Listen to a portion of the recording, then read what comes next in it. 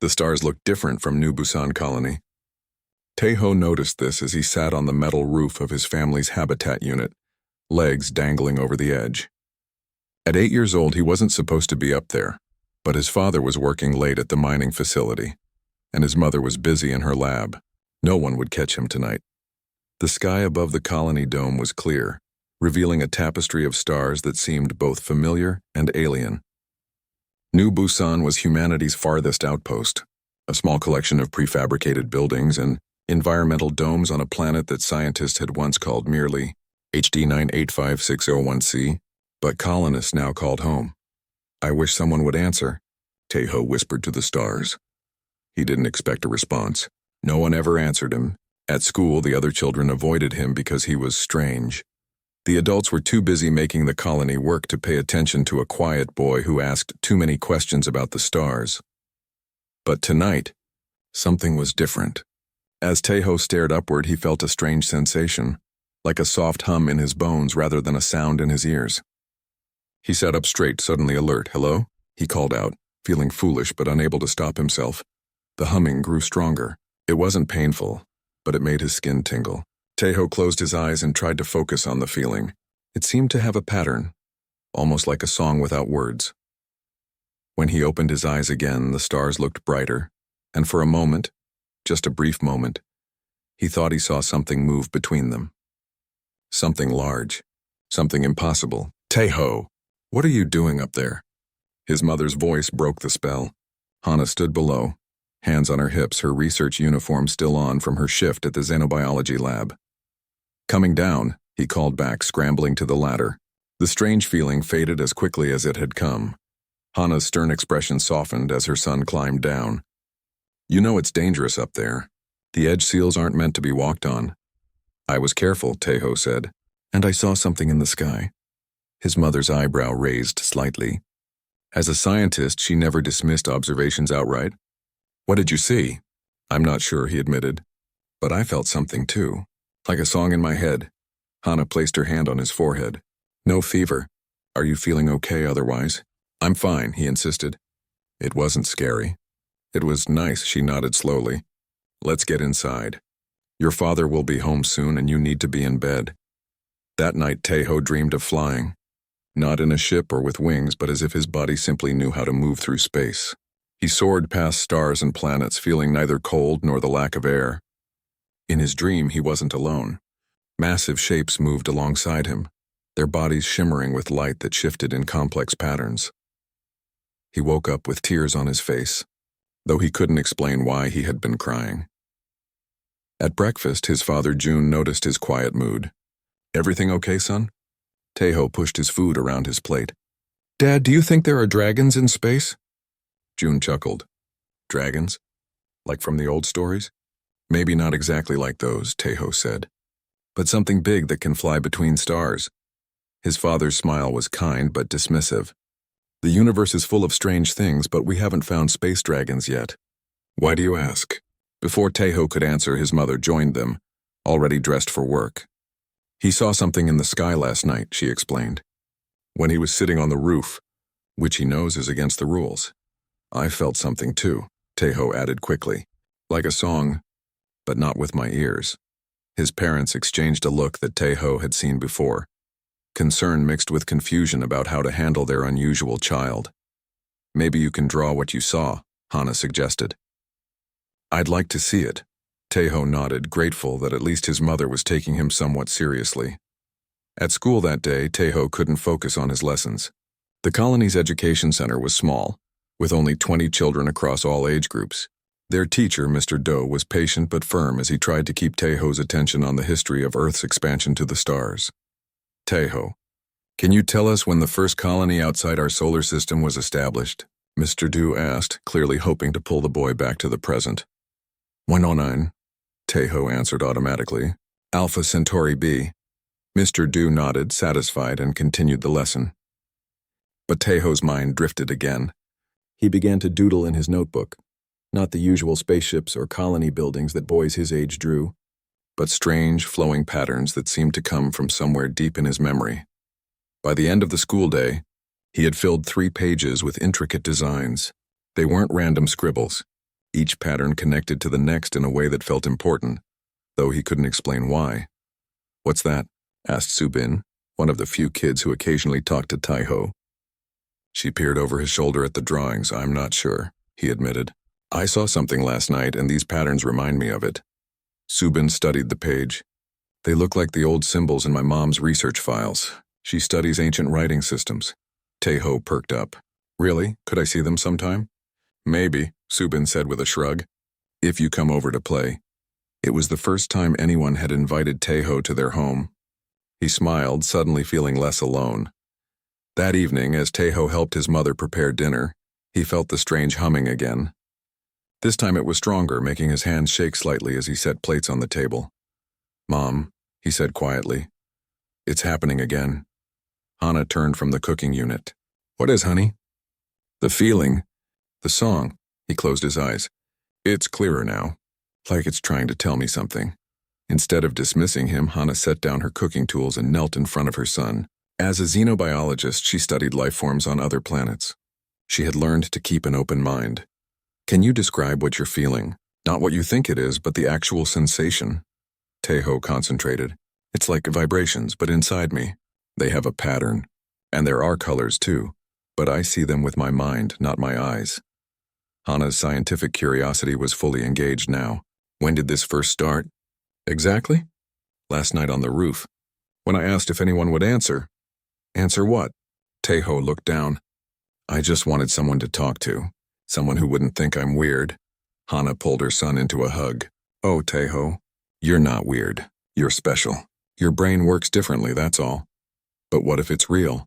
He whispered against her shoulder. "What if something really is trying to talk to me?" Before Hana could answer, the colony's alert system blared to life. The sound was deafening inside their small home. "Attention all colonists," came Administrator Hyun's voice over the speakers. "Our long-range sensors have detected an anomaly approaching our system. This is not a drill. All non-essential personnel should return to their homes immediately. Essential personnel report to your emergency stations." June burst through the door moments later, his mining uniform still covered in dust. "Hana, they're calling all research staff to the command center. Something big is coming." "What is it?" she asked, already reaching for her work tablet. "They don't know," June replied, his voice tense. "But it's massive and moving fast. Too fast for any known propulsion system." Taiho felt the humming grow stronger, filling his entire body now. Without thinking, he walked to the window and looked up at the dome covering their section of the colony. Beyond the transparent barrier, the stars seemed to shift and move. "They're coming," he said softly. His parents turned to him, startled. "Who's coming, Taiho?" his father asked. Taiho pressed his hand against the window, a smile spreading across his face despite the alarms and his parents' fear. "The ones who heard me," he said. "The dragons from between the stars." And somewhere in the void beyond New Busan, ancient eyes opened for the first time in millennia, drawn by the pure, unafraid call of a human child who had reached out into the darkness and found something reaching back. Deep in the cold emptiness of space, something stirred. Sung had been asleep for 3,000 years. His massive body, nearly as long as a small moon, drifted between star systems covered in scales that shimmered with faint blue light. He was the oldest of the Draconis, the beings that humans would call space dragons if they knew such creatures existed. Sung's mind slowly woke up. It was like coming out of a deep dream. At first, he couldn't remember why he had awakened. Then he felt it again, a small voice, a child's voice, somehow reaching across the vast darkness. "Help me." "Is anyone there?" The voice was not speaking words. It was sending feelings, emotions, and loneliness. Somehow this human child had accidentally tapped into the ancient network that the Draconis had built long ago to talk to each other across space. Sung had not heard such a call in thousands of years. The Draconis had left the younger races behind, choosing to sleep in the void rather than interfere with their development. But this voice, it was pure, innocent, and very, very alone. "I hear you, small one," Sung thought back, unsure if the child could understand. Around him, other Draconis began to wake. Un, with scales that glowed soft green, was the keeper of their history. Day, whose body was dark blue with white spots like stars, could move faster than light itself. And Jin, the youngest, whose red-gold scales flickered like flame, was barely 1,000 years old. A child by their standards. The human calls to us, Sung told the others. For the first time since we left. We should not answer, Yoon cautioned. We agreed to let them grow on their own. But the child is special, Jin argued. He can hear us. None have done that before. Sung considered this. The Draconis had once watched over many young species in the galaxy. They had guided and protected them, but their power had grown too great. Some Draconis had begun to see themselves as gods. To prevent this corruption, they had chosen exile, a long sleep far from the developing worlds. I will go, Sung decided. I will see this child who can hear our thoughts. We will come with you. The others agreed, their massive bodies beginning to move through space. Together, they turned toward the small colony world where a boy named Taeho was looking up at the stars. On New Busan, chaos had taken over. The colony's alarms continued to blare as people rushed to emergency stations. Taeho stood with his parents in the command center, where Administrator Hyun was trying to make sense of the sensor readings. Whatever it is, it's slowing down, reported Officer Kang, who monitored the colony's defense systems. It will reach our orbit in approximately 2 hours. Is it a ship? Administrator Hyun asked, his face tight with worry. No known design, Officer Kang replied. And the size? It's enormous. Our sensors estimate the largest object to be nearly 1 kilometer in length. Gasps filled the room. Nothing that large should be able to move so fast. Hana kept her arm around Taeho's shoulders. As a xenobiologist, she had been called to the command center to offer any insights on whether this could be a living organism. June stood nearby, ready to help organize the miners if evacuation became necessary. Taeho, Hana said quietly. What did you mean when you said the dragons from between the stars? Taeho's eyes were unfocused, as if he was listening to something no one else could hear. They've been asleep for a long time, he said. But they heard me when I called out. They're coming to see me. Administrator Hyun overheard this. What is the boy talking about? He's been experiencing some unusual sensations, Hana explained carefully. Started last night. He described it as feeling like a song or vibrations. Right before our sensors detected the anomaly, Officer Kang noted, looking at Taeho with new interest. You think my son is connected to whatever is approaching us? June asked defensively. Before anyone could answer, Taeho stepped forward and pointed at the main screen showing the sensor readings. That's Sung, he said, indicating the largest object. And Yoon, Dae, and Jin, he added, pointing to 3 smaller but still massive objects following the first. The room fell silent. How do you know their names? Administrator Hyun asked, his voice barely above a whisper. They told me, Taeho said simply. They're talking to me right now. Dr. Min, the colony's chief medical officer, stepped forward. The boy could be experiencing hallucinations. We should run some tests. There's no time for that, Administrator Hyun said. If there's even a small chance he can communicate with these beings, we need to use that. Hana pulled her son closer. He's just a child. A child who might save us all if these things are hostile, Officer Kang pointed out. Taeho looked up at his mother. They're not hostile, Mom. They're curious. They want to know how I can hear them when no human has ever done it before. Can you ask them what they want? Administrator Hyun asked, kneeling to meet Taeho at eye level. Taeho closed his eyes for a moment. The adults watched in tense silence. When he opened his eyes again, he smiled. They want to meet us. They used to watch over humans and other species, but they left a long time ago because they were afraid of becoming too powerful. Watching over us? Like gods? Dr. Min asked skeptically. More like guardians, Taeho explained. They're very old and very wise. They've seen stars born and die. Administrator Hyun stood up and faced the room of colony officials. I'm making a decision. We will not treat this as a hostile approach.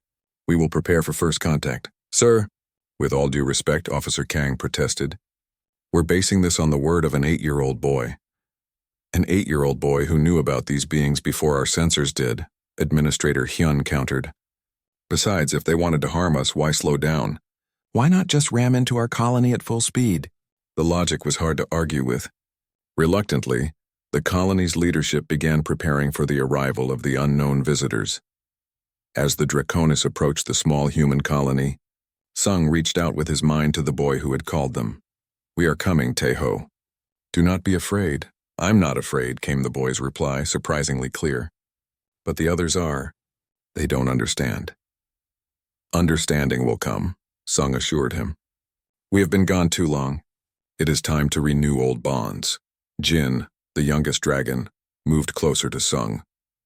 "The boy's mind is strong for a human. How can he hear us so clearly?" "Some humans are born with special gifts," Sung explained. "In the ancient days we called them star-touched. They were rare then. They must be even rarer now." As they entered the star system, the dragons slowed their movement. They did not want to frighten the humans more than necessary. They could sense the colony's primitive detection systems trying to understand what they were. "They see us as objects, not beings," Yoon observed. "They have forgotten so much." "They will remember," Sung replied, "or they will learn anew." The four massive creatures approached the small planet where New Busan colony clung to the surface like a tiny metal flower. To human eyes, they would appear as enormous serpentine forms with scales that glowed with inner light, moving through space without ships or protection. "Tae-ho," Sung called. "We are here. Will you come to meet us?" In the command center, Tae-ho suddenly stood straighter. "They're here," he announced. "They want to know if I'll come meet them." "Absolutely not," June said immediately. "It's too dangerous. They won't hurt me," Tae-ho insisted. "They've come a long way because they heard me calling." Administrator Hyun looked at the main screen, which now showed visual images of the approaching entities. They were unlike anything humans had ever encountered. Massive, serpentine creatures that seemed to swim through space itself, their bodies covered in scales that glowed with different colors. "Those are dragons," someone whispered in awe. "They need to meet me outside the dome," Tae-ho said. "They can't come inside." "They're too big." Hana and June exchanged worried looks. "I'll go with him," Hana decided. "If these beings wanted to harm us, they could have done so already." Administrator Hyun nodded slowly. "We'll set up a controlled meeting point at the eastern airlock. Full environmental suits." "Of course." As preparations began, Tae-ho stood quietly, his eyes fixed on the ceiling as if he could see through it to the beings waiting above. "They've been alone for so long," he whispered to himself, "just like me." The eastern airlock of New Busan colony was never meant for historic meetings. It was a simple metal door that led to the planet's rocky surface. Today it was surrounded by nervous colony officials, scientists, and security personnel. Tae-ho stood between his parents wearing a child-sized environmental suit. The helmet felt too big for his head, but the safety seals were secure. His mother checked his oxygen levels for the third time. "Remember," Hana said, her voice tight with worry, "if anything feels wrong, we come straight back inside. No arguments. They won't hurt us," Tae-ho repeated. He had been saying this for hours, but the adults remained nervous. Administrator Hyun approached them. "We're ready. The security team will go out first, then you three. Stay within the marked safe zone." June nodded grimly. He had insisted on coming despite not having any official role in the meeting. "No one's facing space dragons without me if my son is involved," he had declared. The airlock cycled open. 6 security officers stepped out first, their boots crunching on the rocky ground. Tae-ho and his parents followed, walking slowly in the planet's lighter gravity. The sky above them was clear.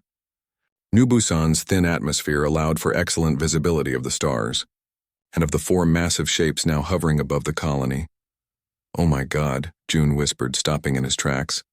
The dragons were more beautiful than any image could capture. Sung, the largest, was nearly a kilometer long, his body covered in scales that shimmered with blue light. He moved through the air as if swimming, his long body undulating gently. Behind him, the other 3 dragons hovered. Yoon with her green glow, Dae's dark blue form dotted with white spots, and Jin, whose red gold scales flickered like flames.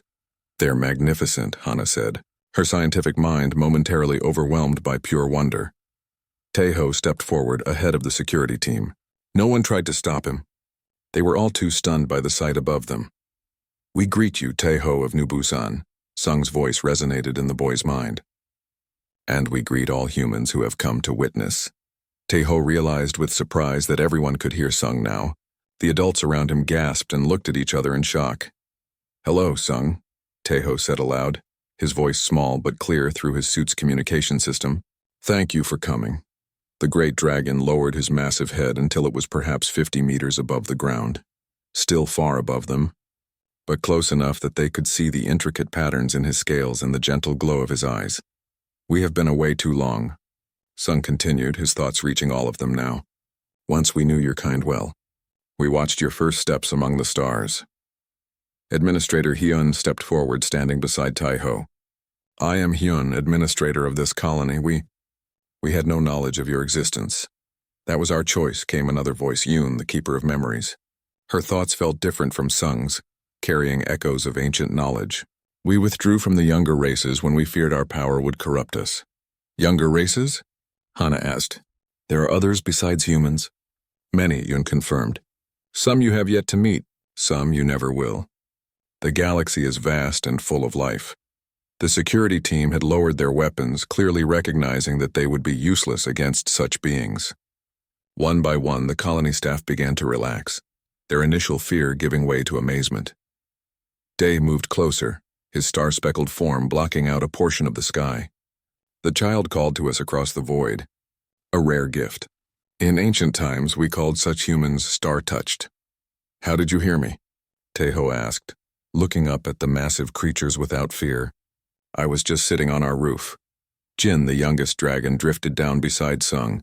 His thoughts felt warmer, more energetic. "Your mind has a special pattern. It can connect to the network we built long ago to speak across the stars. Most humans lost this ability as they evolved. So I'm different?" Taeho asked, suddenly understanding why he had always felt out of place. "You are special," Jin corrected. "A bridge between your kind and ours." Administrator Hyun cleared his throat.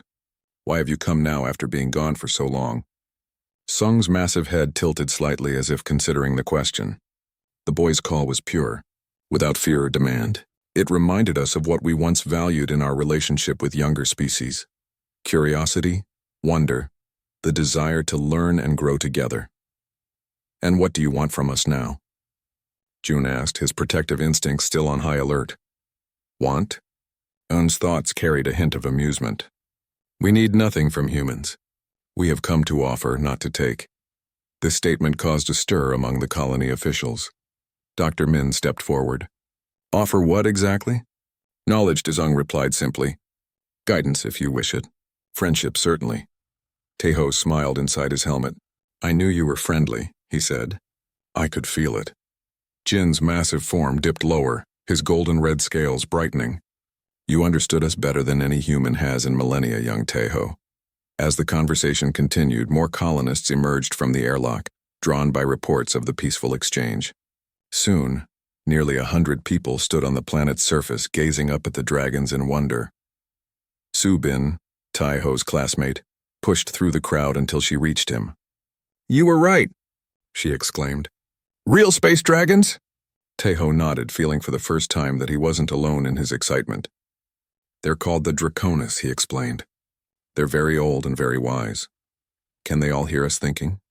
Su-bin asked, looking up nervously. "We respect privacy," came Day's gentle thought. "We hear only what is directed to us or what is broadcast with strong emotion." Su-bin's eyes widened. "That's amazing," she whispered. Administrator Hyun had been conferring with his staff. He approached the front of the group again. "We would be honored to learn from you," he said formally. "But I must ask, why did you leave in the first place? You mentioned fear of corruption?" A shadow seemed to pass over Sung's massive form. "Power can change even the most noble intentions. Some of our kind began to see themselves as gods to be worshipped, not guardians to guide. We chose exile rather than risk becoming tyrants." "A wise choice," Hana said. "Few beings would give up power voluntarily." "It was not easy," Yin admitted, "but necessary. We have watched from afar as humanity has grown. You have made mistakes, but also shown great potential." "And now?" Jun asked. "What happens now?" Sung's enormous eyes, glowing like blue stars, seemed to focus on Taeho. "That depends partly on you, humans of New Busan, and partly on this young one who called to us." Taeho felt everyone looking at him. For once, being the center of attention didn't make him uncomfortable. "I think we should be friends," he said simply. "We can learn from each other." Jin's thoughts carried a feeling like laughter. Wisdom from the mouth of a child. This is why we have returned. Administrator Hyun nodded slowly. We would need to contact Earth, establish protocols for communication and exchange of information. Of course, Sung agreed. We have waited thousands of years. We can wait a little longer for proper introductions. As the adults began discussing logistics, Taeho felt a special thought directed only to him from Jin. You are brave, star-touched child. Few would have welcomed strange voices in their mind. I was lonely, Taeho admitted privately. I always felt different. Different is not bad, Jin replied. Different is how new things begin. As the sun began to set on New Busan, casting long shadows across the rocky ground, humans and dragons continued their historic first meeting. News was already being transmitted to Earth and other colonies. Space dragons were real, and they had come in peace, awakened by a boy's lonely call. Taeho stood between his parents, watching the massive beings hover against the darkening sky. For the first time in his life, he felt like he belonged exactly where he was. Thank you for answering, he whispered to the dragons. Thank you for calling, came their unified reply. 3 weeks had passed since the dragons arrived at New Busan. The small colony had transformed completely. Ships from Earth and other human settlements arrived daily, bringing scientists, government officials, and curious visitors. New buildings sprouted around the original dome, and a special communication center was built specifically for meetings with the Draconis. Taeho's life had changed, too. Once the strange, quiet boy that others avoided, he was now at the center of humanity's most important first contact. Scientists studied his brain patterns, trying to understand his special ability to connect with the dragons. Important people wanted to talk to him. Some even asked for his autograph. How are you feeling about all this? Hana asked her son one morning as they walked to the new communication center. She worried about the pressure on him. It's okay, Taeho said with a small smile. Jin helps me when it gets too much. Jin, the youngest of the dragons, had formed a special bond with Taeho. While Sung met with human leaders and Yoon shared historical knowledge with scientists, Jin spent time teaching Taeho about the Draconis and their history. The communication center was a large, dome-shaped building with a transparent roof. Inside, special equipment helped translate the dragon's thought speech for humans who couldn't hear it naturally. Today, the center was packed with people. Earth's top officials were visiting for an important announcement. There you are, Administrator Hyun said when he spotted Taeho and Hana. The Earth delegation is ready. Sung has requested your presence, Taeho. They followed Administrator Hyun to the main chamber. Jun was already there, looking uncomfortable in formal clothes. He worked now as a liaison between the miners and the scientific team studying the dragons. Through the transparent roof, Taeho could see all 4 dragons hovering above the building. Their massive bodies cast moving shadows across the room as they slowly circled. Ladies and gentlemen, announced Director Park, who had arrived from Earth to lead the diplomatic mission, today marks a historic moment in human history. After 3 weeks of preliminary discussions, the Draconis have offered to share knowledge that could transform our civilization. Excited whispers filled the room. Taeho felt a familiar touch in his mind. Are you ready, young friend? Jin asked privately. I think so, Taeho replied in his thoughts. He had gotten better at directing his mental messages to specific dragons. Sung's massive head lowered until it was visible through the transparent roof. His blue scales shimmered in the morning sunlight. Humans of Earth and New Busan, his thoughts reached everyone in the room. We have observed your progress and your struggles. You stand at a crossroads in your development. The room fell silent. Even the most important officials from Earth seemed small in the presence of the ancient dragon. We offer you knowledge in 3 areas. Sung continued. First, the means to heal your homeworld's damaged ecosystems. Second, sustainable methods to expand throughout the stars without depleting resources. Third, a deeper understanding of your place in the galactic community. Director Park stepped forward. This is incredibly generous. What do you ask in return? Yoon's green form appeared beside Sung. We ask 3 things in return. First, that you use this knowledge for harmony, not dominance. Second, that you share it fairly among all humans. Third, that you respect the development of other young species you may encounter. Some officials frowned at these conditions. A tall woman in a military uniform whispered to Director Park, who nodded before addressing the dragons again. Some of our leaders are concerned about the second condition, he said carefully. Different nations have different interests and security concerns. We understand human politics, Sung replied, his thoughts carrying a hint of sadness. But the knowledge we offer cannot be weaponized or used for advantage over others. It is meant to elevate all or none. Taeho listened to the adults argue back and forth. They used big words and complicated ideas, but he understood the simple truth beneath it all. The dragons wanted to help everyone, not just some people. I have a question, Taeho said suddenly, his voice cutting through the debate. All eyes turned to him.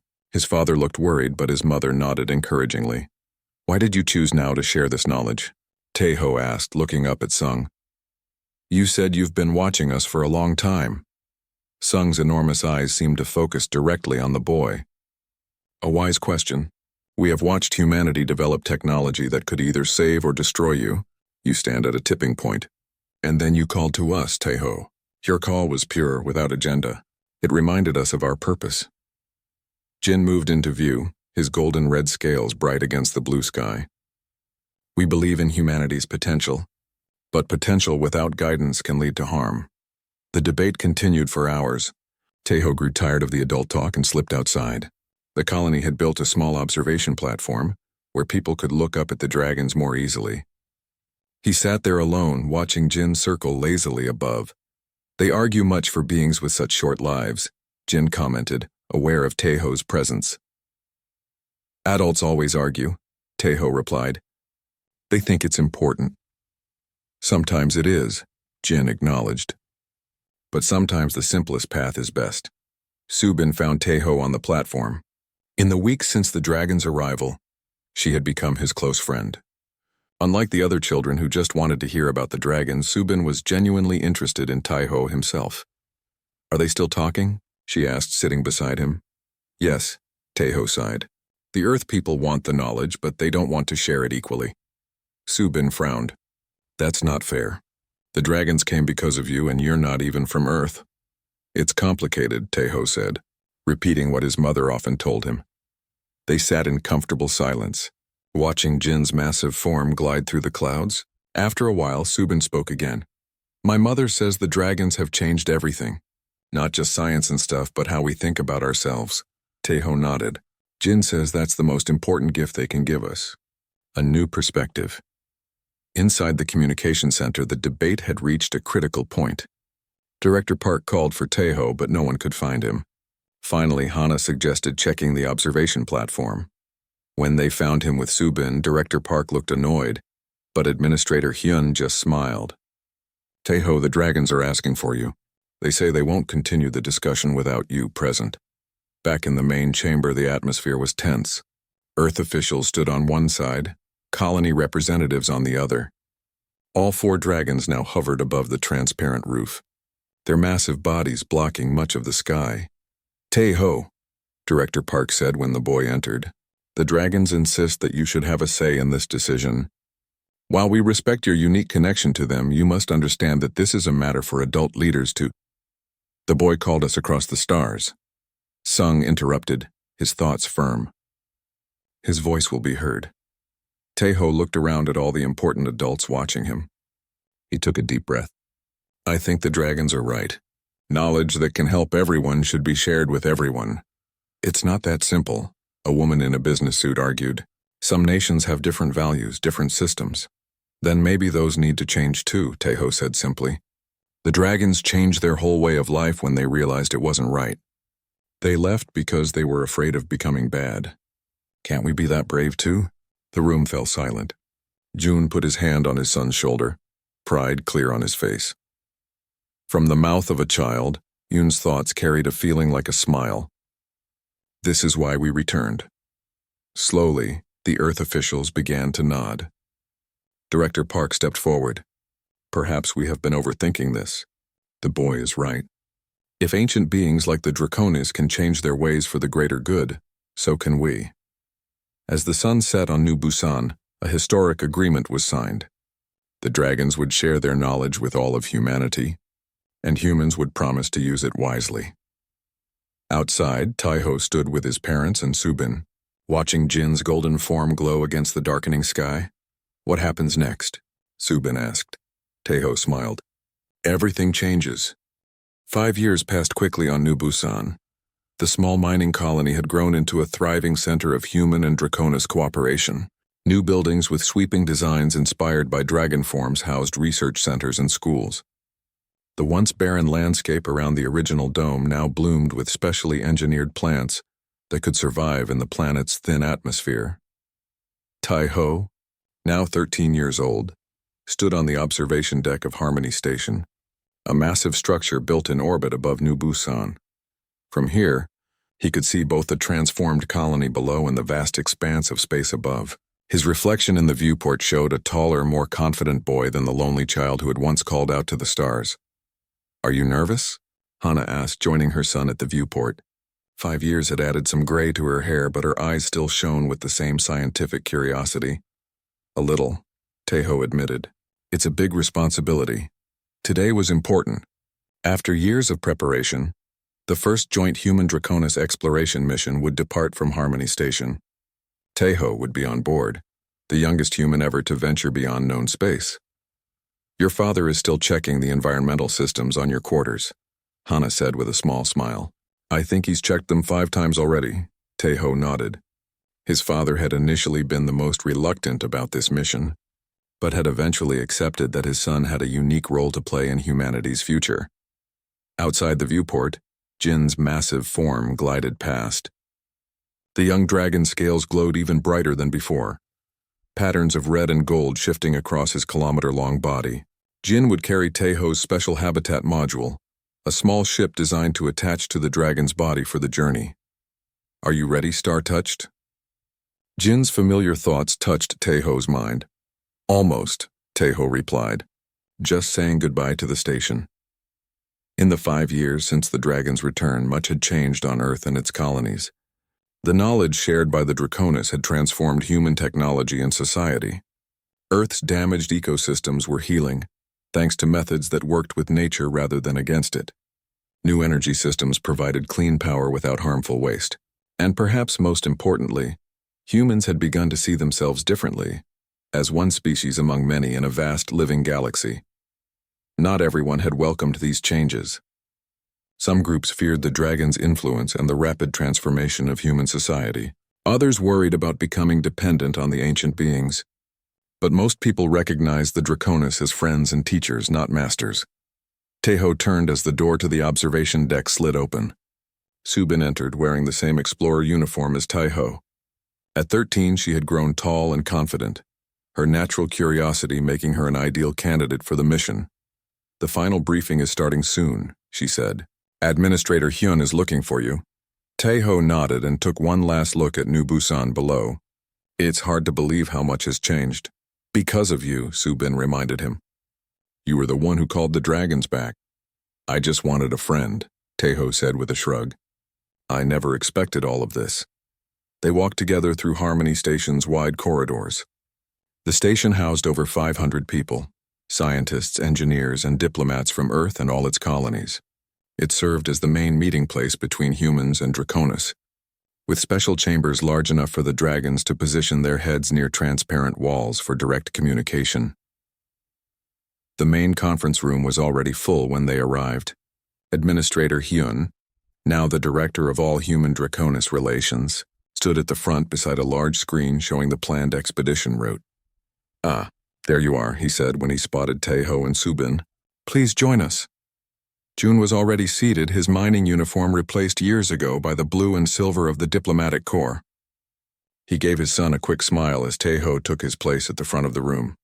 "As you all know," Administrator Hyun began, "today marks the beginning of a new chapter in our relationship with the Draconis. The Harmony expedition will explore regions of space previously unknown to humans, guided by our Draconis partners." Outside the station's windows, all 4 dragons hovered in formation. Sung's massive blue form led the group, his scales reflecting the light of the system's star. "Each dragon will carry a habitat module with a small human crew," Administrator Hyun continued. "These modules have been designed for long-term space travel, with all necessary life support and research equipment. Taeho listened carefully, though he already knew all the details. He would travel with Jin along with Subin and 2 adult scientists. The other dragons would each carry similar teams. Together, they would explore star systems that the Draconis had visited thousands of years ago, seeking other young species and ancient wonders. As the briefing continued, Taeho felt a special communication from Sung, directed only to him. "You have grown much." Taeho of New Busan, the elder dragon observed, "not just in body but in spirit." "Thank you," Taeho replied. "I've had good teachers." The teaching goes both ways. Sung's thoughts carried warmth. "You have taught us much about hope and new beginnings." After the briefing, there was time for final goodbyes. The expedition would be gone for at least 2 years, exploring 12 star systems before returning to New Busan. Hana hugged her son tightly. "Remember everything I taught you about first contact protocols," she said, her voice slightly shaky. "I will, Mom," Taeho promised. June's hug was even tighter. "Stay safe out there, and make sure that dragon takes good care of you." "Jin won't let anything happen to me," Taeho assured him. "We're connected." The bond between Taeho and Jin had grown stronger over the years.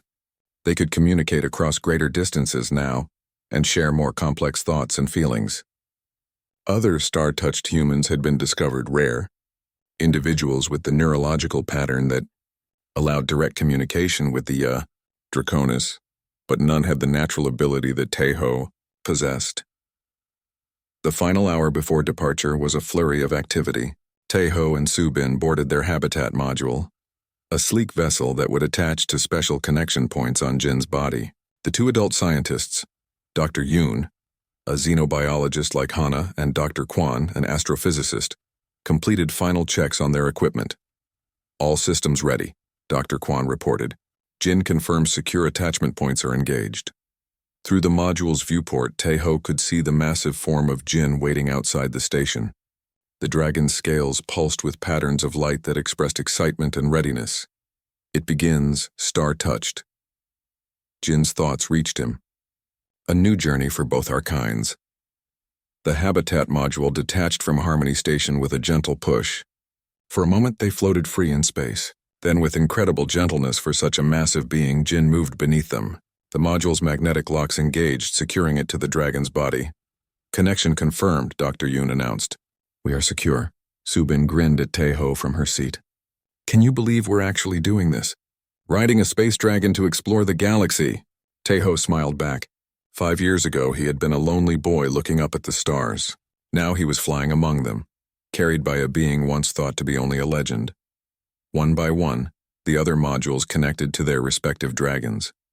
Sung led the formation away from Harmony Station, his massive body beginning to glow with the energy that would propel them faster than any human ship could travel. "Are you ready?" Jin asked Taeho. "Ready," Taeho confirmed. The dragons began to accelerate, their bodies creating a beautiful light show as they prepared for the jump to faster-than-light travel. From Harmony Station, hundreds of people watched in awe as the 4 massive beings and their human companions vanished into the depths of space. As they left the New Busan system behind, Taeho felt something unexpected, a response to their departure. Not from the humans they had left behind, but from somewhere deep in space. Other ancient minds were stirring, awakened by the return of the Draconis. "Jin, do you feel that?" Taeho asked. "Yes," the dragon replied. "Other guardians are awakening. The galaxy stirs once more." Sung's thoughts reached all of them. This is just the beginning. Long ago, many ancient species watched over the younger races. Perhaps it is time for all guardians to return. As their journey truly began, Taeho looked out at the stars streaming past. The lonely boy who had called out into the darkness had found not just friendship, but a purpose and a place in the universe. And somewhere in the vast cosmos, new voices began to answer.